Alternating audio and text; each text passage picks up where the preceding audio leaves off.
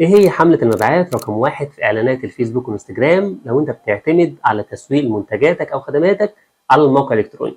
قبل ما اقول لك ايه هي الحملة، تنساش لو بتتفرج عليا على اليوتيوب ما تنساش تعمل سبسكرايب وتفعل الجرس عشان يوصلك كل جديد، ولو بتتفرج عليا على الفيسبوك ما تنساش تعمل لايك. يلا بينا نعرف ايه هي الحملة.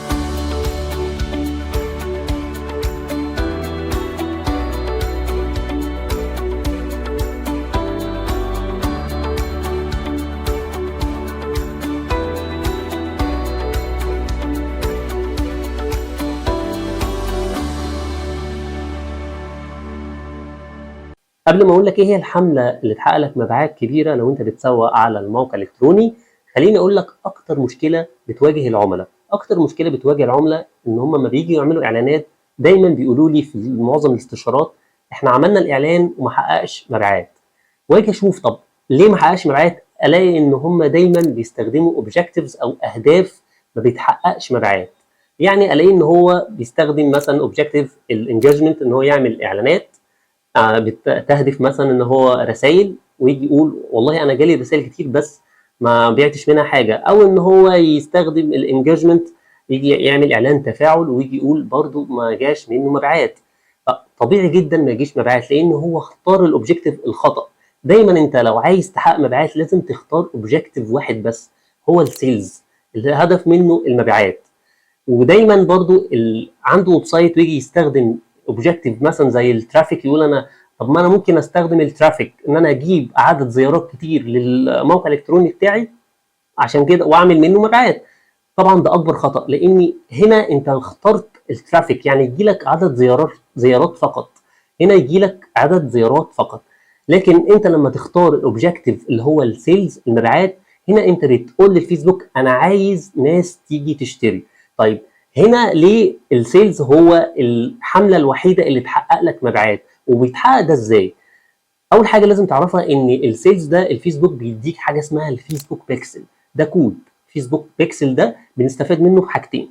اول حاجه ده كود انت بتاخده بتديه للديفلوبر بتاعك المطور اللي بيعمل الويب سايت، تقول له حطه لي في الويب سايت عشان ابدا ان انا اعمل الفيسبوك يعمل تراكنج. يعني ايه تراكنج؟ ان هو يراقب الناس اللي بتخش على الويب سايت.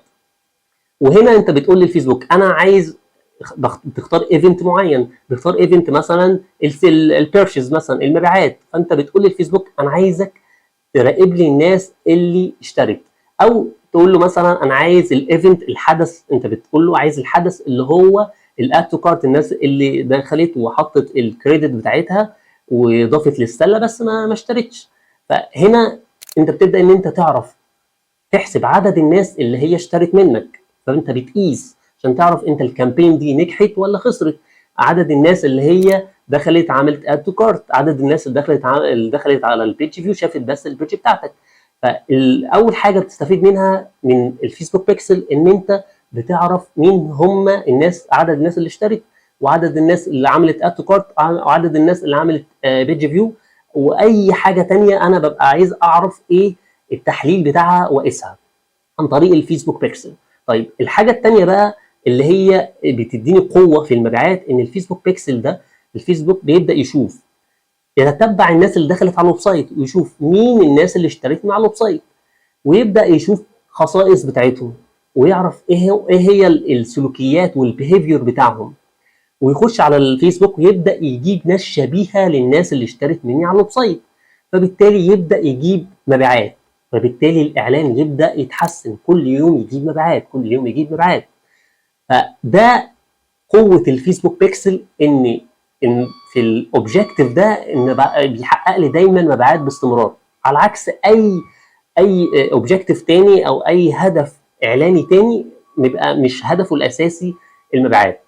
عشان كده دايما احنا بنقول لازم عشان تحقق مبيعات، ولازم عشان تحقق مبيعات اللي انت محتاجها لازم تستخدم الاوبجيكتيف اللي هو السيلز. طيب خلينا بقى عشان نبدا بقى نعرف بشكل عملي ازاي بقى نطبق الاوبجيكتيف ده ويحقق لنا مبيعات. هننتقل للداشبورد ونشوف بقى كده مع بعض ازاي نحقق ده بشكل عملي. دلوقتي بقى انتقلنا على الداشبورد عشان اشرح لكم بقى ازاي بنعمل اعلان السيلز او اعلان المبيعات على الفيسبوك عشان نبدا نعمل مبيعات عن طريق الويب سايت بتاعنا. اول حاجه طبعا بنخش على الادز مانجر، مدير الاعلانات. بعد كده بندوس كرييت او انشاء. بعد كده بيظهر لنا الويندو دي اللي هي الاهداف بتاعه اعلانات الفيسبوك. طبعا في فيديوهات سابقه كنت شرحت الاويرنس، الهدف الاويرنس وترافيك وانجيجمنت وليدز واب بروموشن. في الفيديو ده هتكلم عن السيلز بقى، في ازاي اعمل اعلان مبيعات، سيلز او مبيعات. لو الواجهه بالعربي هتبقى مكتوبه مبيعات. ازاي اعمل اعلان مبيعات؟ الاعلان المبيعات ده يخلي الناس تخش على الويب سايت بتاعي وتشتري المنتجات او الخدمات بتاعتي.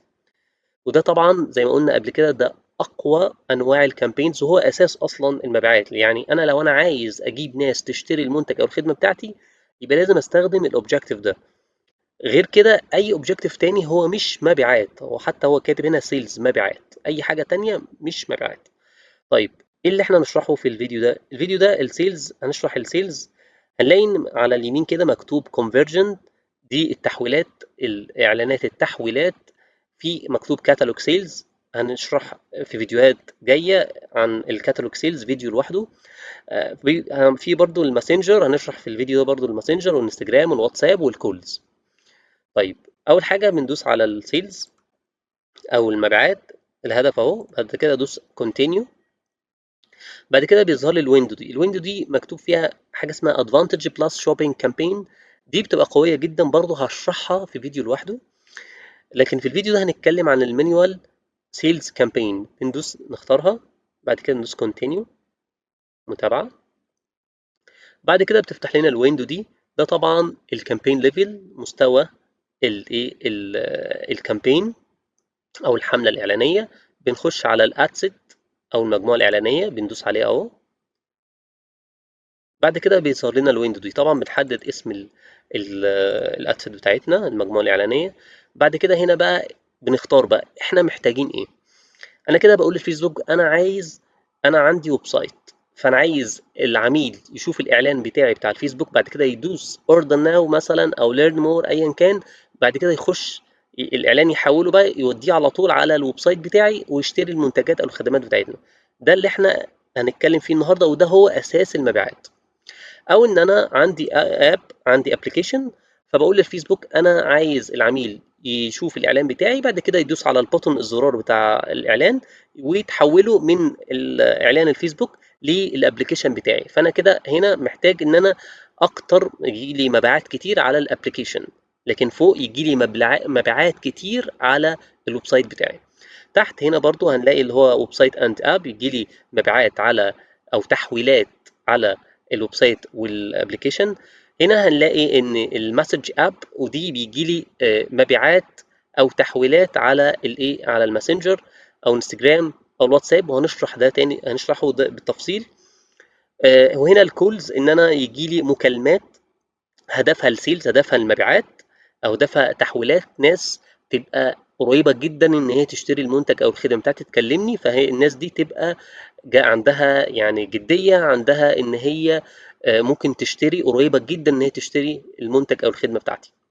طيب هنختار اول حاجه، هنشرح اول حاجه الويب سايت، وده الاهم. ان انا عندي ويب سايت او متجر الكتروني وعايز ببيع منه منتجات او خدمات بتاعتي. فاول حاجه بختارها الويب سايت.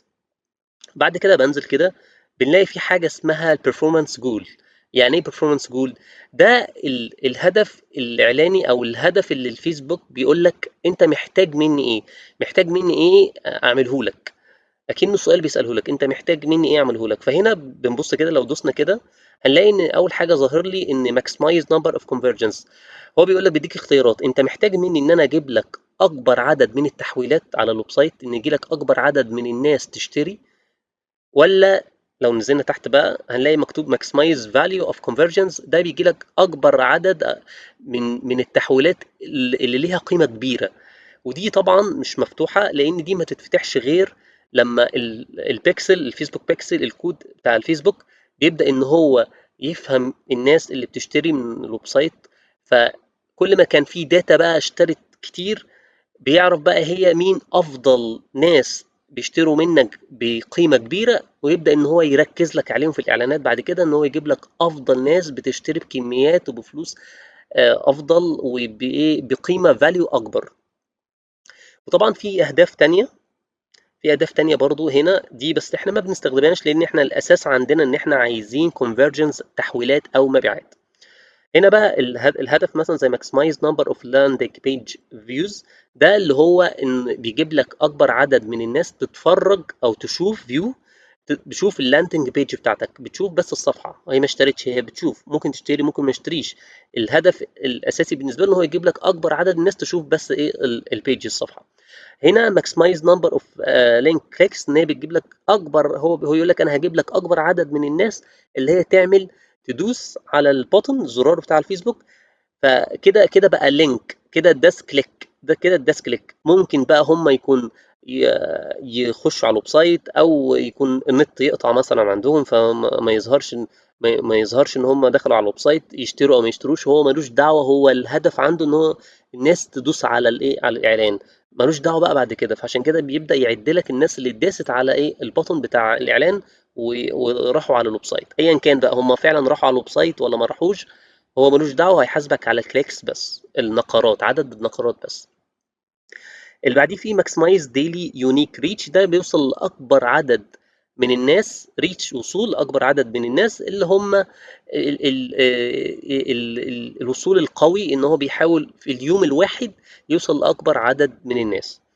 برضو بغض النظر الناس دي هتشتري او مش هتشتري، هو ملوش دعوه، هو هيوصل الاعلان لاكبر عدد من الناس في اليوم الواحد. maximize number of impressions، دي برضه هي نفس الكلام، هو بيوصل لأكبر عدد من الامبريشنز اللي هي الظهور، يوصل أكبر عدد من الظهور، يعني يظهر للشخص أكتر من مرة. فكل الأهداف دي احنا مش بنستفاد منها، احنا عايزين حاجة واحدة بس اللي هي الكونفرجنس، اللي هي التحويلات أو المبيعات. فطبعا أنا خلاص هي as default هي أول واحدة أهو. بعد كده بقى أنا المفروض في حاجة اسمها بيكسل. إيه هو البيكسل بقى؟ الفيسبوك بيكسل زي ما قلنا ان هو الكود اللي الفيسبوك بيديهوني، بيقول لي خد الكود ده حطه في الويب سايت. طب ايه السبب ليه؟ ده عشان انت تستفاد من حاجتين. اول حاجه ان انت تعرف تقيس المبيعات بتاعتك، وتعرف تقيس مين كم عدد مبيعه جات لك. فابدا اشوف والله انا جالي 3 مبيعات 4 مبيعات من الويب سايت، المبيعه الواحده بمثلا $10 وانا صرفت مثلا $20، فانا ببدا اشوف انا كسبان ولا خسران. دي حاجه. الحاجه الثانيه ابدا اعرف مين الناس اللي عملوا اد تو كارت، مين اللي دخلوا ضافوا الكريدت بتاعتها بس ما اشتروش، ضافوا للسله. مين الناس اللي بصت شافت بس اللاندنج بيج، دخلت على بصت بس على الصفحه دي، مين عمل داس على البوتن ده، مين ده. فالبيكسل ده كده معناه ان هو بيعمل حاجه اسمها تراكنج، يعني بيراقب ويشوف لك مين اللي عمل اي حدث انت تختاره بقى. انت بتقول له بقى انا محتاج تقول لي، انت بقى بتقول للفيسبوك انا محتاج تقول لي مين الناس اللي هي اشترت، كم عدد الناس اللي اشترت، كم عدد الناس اللي عملت اد تو كارد. انت بقى بتقول له ده وهو بينفذ الطلب بتاعك. طيب ده اول استفاده من الايه، من البيكسل. طب تاني استفاده من البيكسل، ان هي لما بتعمل تراكنج بالطريقه دي او ان هي تراقب الناس اللي بتخش على الويب سايت، بتبدا بقى تشوف انت لما بتحدد له تقول له انا عايز الناس اللي هي تراقب لي الناس اللي هي اشترت، عملت بيرشيز، اشترت المنتجات او الخدمات بتاعتي. في الوقت ده هو طبعا بيبدا ان هو يعد لك ان كم واحد اشترى، مع بقى ان هو او الميزه الثانيه بتاعته ان هو بيبدا يعرف خصائص الناس دي، يبدا يعرف البيهيفير بتاعتهم، سلوكياتهم، وبيروح واخد السلوكيات دي ويخش على الفيسبوك ويبدا ان هو يجيب في الاعلان بقى، يبدا يحسن في الاعلان، يجيب ناس شبيهه للناس اللي اشترت من الويب سايت. فبالتالي اليوم والتاني والتالت والرابع تلاقي الإعلان بيجيب لك ناس بتشتري. عشان كده بنقول هو عامله إعلان سيلز ليه، عشان يجيب لك ناس بتشتري بس، ناس خلاص مش ناس هتخش تسأل، لا هي ناس هتخش على طول اوريدي تشتري على طول. وده اللي بيحصل لو لقينا ان طبعا بيحصل في كل ويب سايتس، وبيحصل طبعا في المنصات الكبيرة زي امازون زي جوميا زي نون. فنفس الفكرة، هو بياخد بقى سلوكيات الناس اللي اشترت من الويب سايت، ويخش على الفيسبوك والانستجرام ويجيب لك ناس شبيهة بالناس، عندهم نفس السلوك، عندهم نفس الهدف، عندهم نفس الدافع ان هم بيشتروا. فبتلاقي ان دايما الاعلان بقى يجيب لك ناس بتشتري بس. عشان كده بنقول ان لو انت عايز مبيعات لازم تركز على الاوبجيكتيف ده، غير كده مفيش اي هدف اعلاني يجيب لك مبيعات غير الهدف اللي هو السيلز او المبيعات ده. طيب البيكسل اهو زي ما احنا قلنا، بندوس كده. انا هنا كنت عامل 2 بيكسل، وهشرح لكم برضو في فيديوهات جايه ازاي بنعمل البيكسل. فانت بتختار البيكسل بتاعك. اول ما بتختار البيكسل بتاعك هنا في حاجه اسمها كونفرجن ايفنت. هنا بقى بيقول لك قول لي بقى انت محتاج ان انا اراقب لك ايه الهدف اللي انا اراقبه لك، وفي نفس الوقت اجيب لك ناس. يعني ايه الهدف اللي انا اراقبه لك، واقول لك كم عدد واحد عمل الهدف ده، عمل اشترى، عمل اد تو كارت، دخل شاف الصفحه دي. دي حاجه. تاني حاجه اجيب لك ناس بتطبق الهدف ده. زي ما احنا قلنا، لو انا قلت له انا عايز لك تعمل لي تراكنج للناس اللي اشترت بيرشيز، بعد ما يبدا يشوف مين الناس اللي بتشتري، يبدا يخش على الفيسبوك بقى ويبدا يجيب لك ناس شبيهه بالناس اللي بتشتري طبقا للهدف اللي انت بتختاره له، الحاجه اللي انت بتختارها له. الهدف تقول له انا عايز الهدف ده، بيبدا ان هو يروح بقى يجيب لك ناس بتشتري على طول. او مثلا انت قلت له عايز ناس تجيب لي بتخش تعمل اد تو كارت، بتسجل في السله او بتضيف معلوماتها في السله، فيروح على الويب سايت، هيروح بقى على الويب سايت يجيب معلومات وداتا عن الناس اللي عملت كده في الويب سايت. بعد كده بيروح على الفيسبوك يجيب ناس عندها نفس السلوك، بتخش تعمل اد تو كارت ايه في الويب سايتس التانيين يعني. فيبدا يخش على الفيسبوك، يبدا يجيب ناس شبيهه بالناس اللي هي دخلت عندك على الويب سايت وعملت اد تو كارت، عشان يجيب لك إيه هدف، يحقق لك الهدف اللي انت عايزه، اللي انت بتختاره له بقى اد تو كارت او بيرشيز او ايا كان الهدف. هو حتى لو دوسنا هنا هنلاقي كده هو هنا ليد الناس. انا ده كنت انا عملته كاستم كونفرجن. كنت انا عملت له ايفنت، قلت له انا عايز الناس اللي بتعمل ليد يعني تخش تسجل بياناتها في الويب سايت. طبعا لو نزلنا بقى طبعا اهو في اد بيمنت انفو او اد تو كارت، وفي طبعا اهو بيرشيز. مثلا اخترت البيرشيز مثلا، او اختار مثلا اهو بيرشيز. بعد كده او اي حاجه بقى، او انا عايز اي ايفنت اختاره يعني، انا على حسب بقى ايه انت محتاج تعمل ايه. فانا اخترت مثلا بيرشيز. بعد كده بنزل كده بختار بقى طبعا الايه الديلي بادجت بتاعتي. طبعا الديلي بادجت في اعلان السيلز ده لازم يبقى كبير شويه، ولكن في نصايح مهمه لازم ان انتوا تتبعوها. اول حاجه ان انت لما تيجي تعمل الكامبين دي، مهم جدا ان انت ما تبداش ببادجت كبيره. يعني بنتكلم في بادجت مثلا $20 مثلا. نبدأ ببادجت حاجة زي كده 20 $25. أول حاجة عشان تخرج من الليرنينج فيز، مرحلة التعلم، عشان يبدأ الفيسبوك يتعلم بسرعة. وبعد ما تجيب 50 مبيعة، يعني بعد ما الفيسبوك يحقق 50 مبيعة، يجيب لك 50 مبيعة في الوقت ده، انت الاعلان بقى بينطلق بقى، ويبدا بقى ان هو يحقق نتائج اكبر. فنصيحة ليكم ان مهم جدا في الاعلان السيلز ده ان انت تبدا ب $20 مثلا $25. بعد كده مهم طبعا بتزود بقى مثلا $30. بنتكلم يعني من 20 ل $30 لازم تبدا بيهم. طبعا مهم جدا برضو انت عشان تخلي الناس او تعلم البيكسل، فهموا مين صفات الناس وسلوكيات الناس والبيهيفير بتاعت الناس.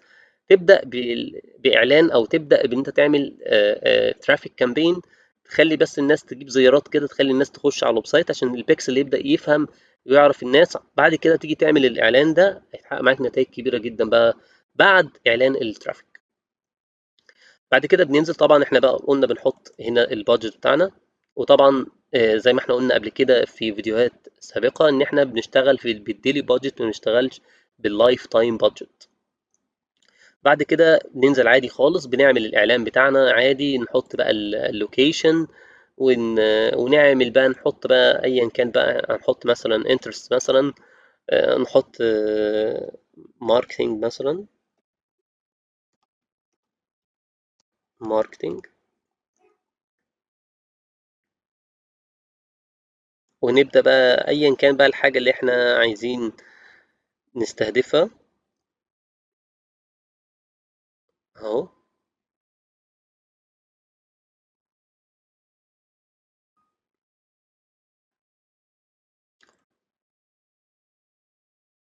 بعد كده بقى بنبدأ ان احنا بقى خلاص بقى، يعني احنا بنحط الانترست بتاعتنا، ايا كان بقى الاستراتيجي اللي احنا نمشي بيها. هنمشي برود تارجتنج مش هنحط، ولا هنحط مثلا كيوردز زي ما قلنا قبل كده، ادي الماركتنج. اهو ماركتينج. بس طبعا مهم جدا اكون يعني برضو نصيحة مهمة لازم تاخدوا بالكم منها، ان انتوا لو انتوا هتعملوا اعلان السيلز لازم تختاروا انترست واحد، ما تحطوش اكتر من انترست عشان ما تلخبطوش الالجوريزم، لان طبيعي الالجوريزم بتتلخبط لما تحطوا اكتر من انترست. وطبعا دي فيها استراتيجيز كتير في التارجتنج، هنتكلم فيها فيديوهات برضو عن الموضوع ده. وزي بنخلي زي ما هي الادفانتج بليسمنت. بعد كده بندوس نيكست. بعد كده بيفتح معايا بقى هنا الايه الاد ليفل بقى، دي مرحله بقى ان انا بحط بقى الاعلان بتاعي بقى عادي خالص. بنزل اهو، بنزل مانوال ابلود، بختار عادي سنجل ايمج اور فيديوز او كاروسيل.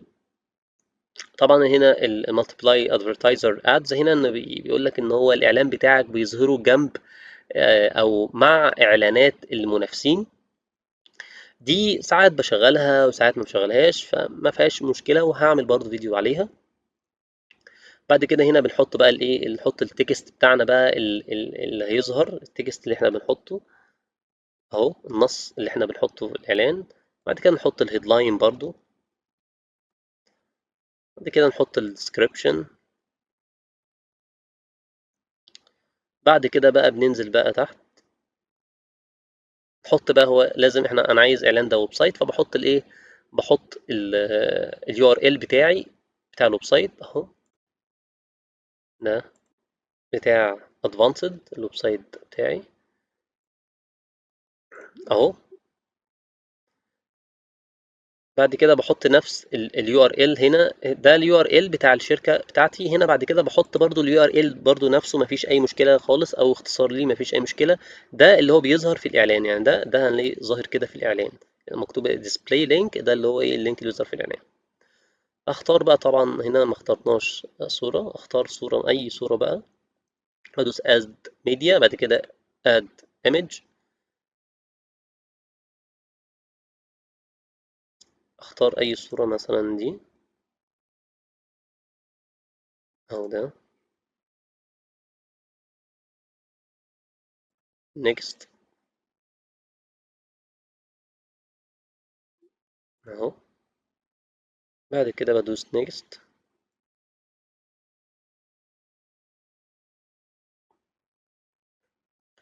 بيبدأ بقى ان هو يعمل ايه بقى، لودنج كده اهو. طبعا لازم دي تبقى مفتوحة all optimization done.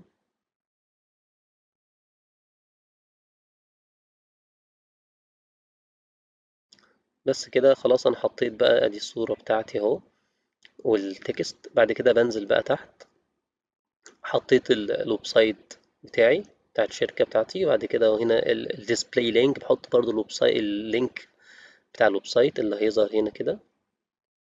بعد كده بقى بنيجي بقى في الجزء اللي تحت كده، هنا بقى دي حاجة جديدة هو عاملها الفيسبوك، بيقول لك ان انا هنا في بوتن بقى. هو هنا بيقول لك ان انت محتاج ان انا اضيف لك بوتن ولا لا. انا قلت له مش محتاج تضيف لي بوتن. طب ايه البوتن او ايه الزرار ده؟ هو مديك اختيارات. اول حاجه ان هو يضيف لك زرار، الزرار ده بيبقى معاك على الويب سايت. اول ما العميل يروح على الويب سايت ويبدا ان هو يتصفح الويب سايت، بيبقى فيه برضو زرار كده. الزرار ده اللي هو عايز يتصل بيك، لو هو ما خدش الاكشن ممكن ان هو يتصل بيك. حتى هو لو بصيتوا هنلاقوا ايه، الزرار اهو مع العميل وهو بيتصفح الويب سايت، بيبقى فيه زرار من الفيسبوك. الزرار ده لو انت حابب ان انت تخش تعمل كول تكلمني على طول، بتخش ايه تكلمني. فده بيبقى معمول لهدف ان هو ما يهدرش الداتا، يعني العميل لو ما اشتراش يخش ايه ممكن يتصل بيك. او زرار الواتساب، او حتى في زرار واتساب نفس الفكره. زرار الواتساب ده بدل ما يبقى فيه زرار كول، يعني العميل وهو بيتصفح كده الويب سايت بيبقى برضو معاه كده زرار معمول زرار واتساب. ده عشان لو هو خلاص مش خلاص ما اشتراش حاجه او في حاجه عايز يسأل فيها، فيدوس على طول على المكالمه بتاعت الواتساب او البوتون بتاعت الواتساب، فيخش يكلمك على الواتساب. فدي حاجه كويسه جدا برضو إيه اتعملت، يعني ساعات بستخدمها وساعات لا، ما فيهاش مشكله خالص. بعد كده في حاجة اسمها instant experience. دي بقى ايه، دي حاجة الفيسبوك عاملها. دي بتبقى صفحة يعني دوست عليها كده اهو. دي بتبقى صفحة الفيسبوك بيفتحها، بيحط لك فيها الصورة مثلا، صورة للمنتج أو الخدمة بتاعتك مع الوصف، صورة أو فيديو أيًا كان أنت اللي بتختار ده. الpage دي أو الصفحة دي بتبقى برّه الويب سايت، يعني هي صفحة بعد الإعلان، بعد ما هو بيدوس بيوديه للصفحة دي، فيها إيه البيانات عن الخدمة أو المنتج بتاعك، فيها فيديو وفيها وصف. لو عجبه الكلام ده بيدوس على البوتن يخش على الويب سايت بتاعك بقى على طول. أهو هاوريكم كده يعني مثال ليها. لو دوسنا عليها كده اهو بقى زي ما احنا بنقول ان احنا خلاص دوسنا على الانستنت اكسبيرينس. زي ما قلنا ان هي بيفتح لي الصفحه دي ان انا بحط فيها صوره المنتج بتاعي او فيديو عن المنتج بتاعي، ووصف ليها ومعلومات اكتر ليها. العميل بيبدأ يشوف الصفحة دي، لو عجبه الكلام بيدوس على البوتون ويخش على الويب سايت بتاعي. هوريكم كده مثال ليها سريع. لو دوسنا عليها كده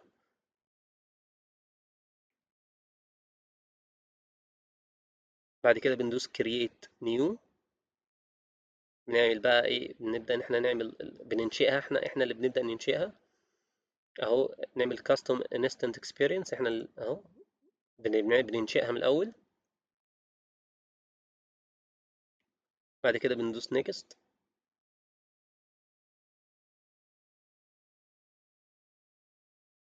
بعد كده بتفتح معايا الويندو دي.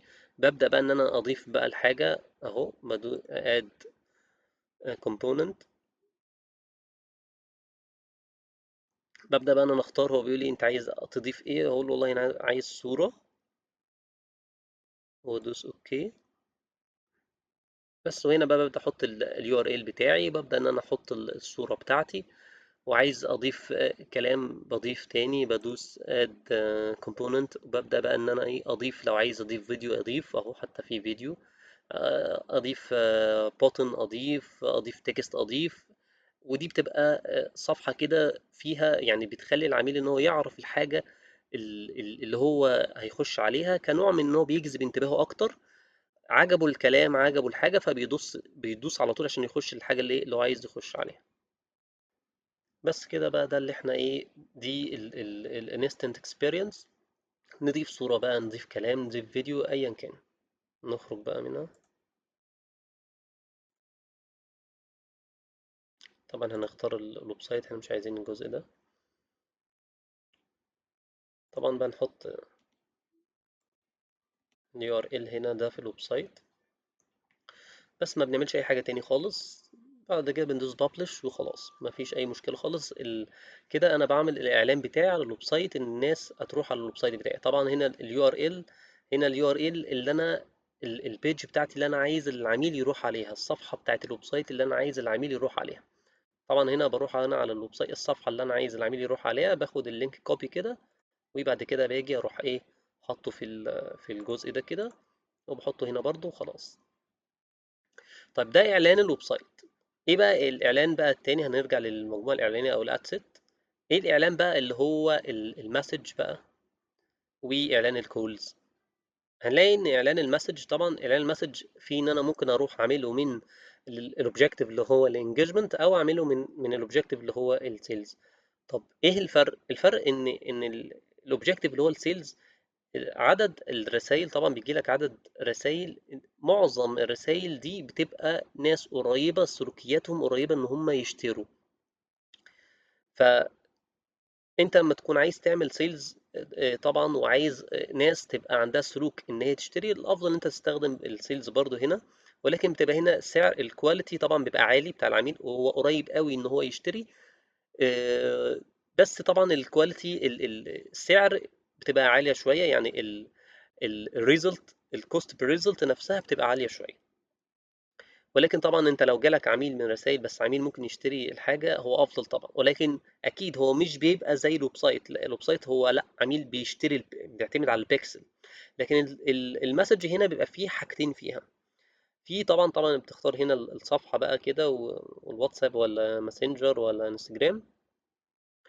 ولو نزلنا كده اهو، هنلاقي كده ايه ان هنا مش بيختار، هنا كده مفيش بيكسل. يعني انا كده هنا كده مفيش بيكسل.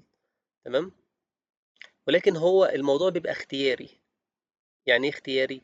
يعني انت ممكن في طبيعي في اي حساب اعلاني او ادز مانجر بيبقى فيه اوبشن ان هو بيبقى تستخدم البيكسل او ما تستخدمش البيكسل.